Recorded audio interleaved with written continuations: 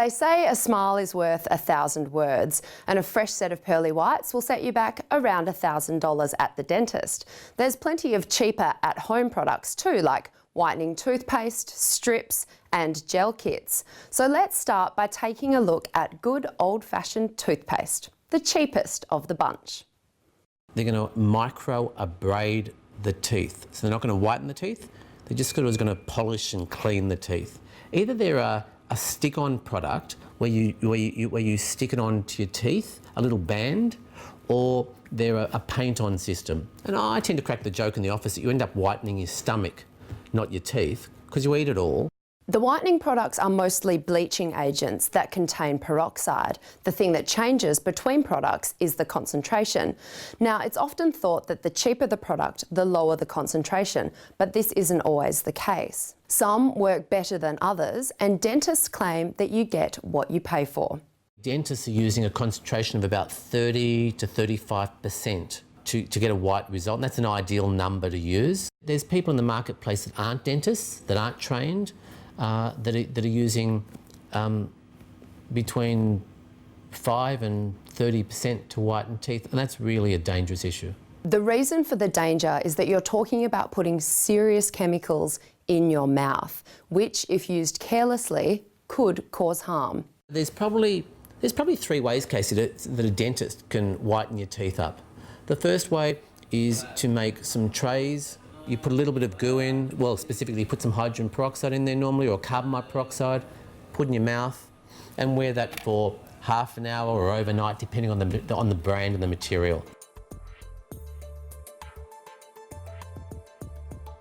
The materials that are mixed together on the spot are more effective, and that's normally a price point between $0 and $500. The second way to go about it is to sit in the dental chair for 1 hour, isolate all the teeth so nothing can burn and nothing can get exposed to the light or the whitening agent, and have whitening material, peroxide or carbon peroxide based material painted on your teeth, and then that is activated with a light source, and actually what it technically does is unravels the coloured molecules in your enamel, and that's normally around the $500 to $1,000 mark. The third way is to use a laser activated light source, around about the $1,000 to $1,500 mark.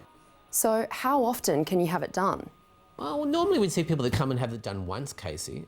Maybe a better question is how often not to do it. In the industry, we call it a whitening junkie. So if you're a whitening junkie, you can do some damage to your teeth. You can do a lot of damage to your teeth, because you get to a point where whiten, and then it won't do any more good, and it'll actually do negative good.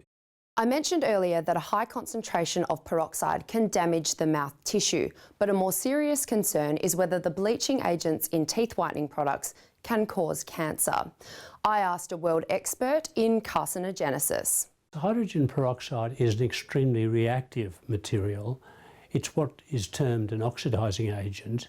When in a test tube it's mixed with genetic material, DNA, it's capable of modifying that DNA in the same way that certain carcinogens are capable of modifying DNA. So simply in having that capacity, there's cause for concern if it's in contact with human tissue. So how do we get away with using it in things that we put in our mouth? We are fortunate insofar as not only do we have teeth that need whitening, but we also have an enzyme called catalase. Catalase breaks down hydrogen peroxide more quickly than it can possibly get to the DNA of cells lining the mouth. We're in that happy category where we can say the evidence is that these products do not present a risk of cancer to people. What about co-carcinogenic effects?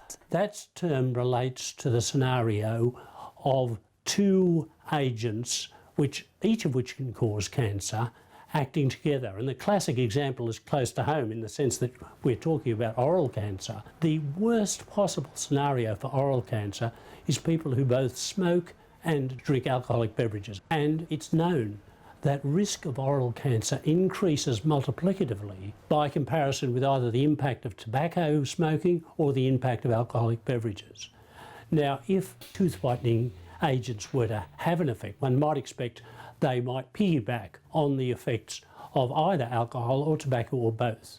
But all of the evidence that is available, including the site at which tumours develop, the absence of inflammatory responses due to tooth whitening products, and the actual detailed characteristics of alcohol and tobacco smoke as carcinogens, all of these things suggest that indeed there's no co-carcinogenic effect with hydrogen peroxide.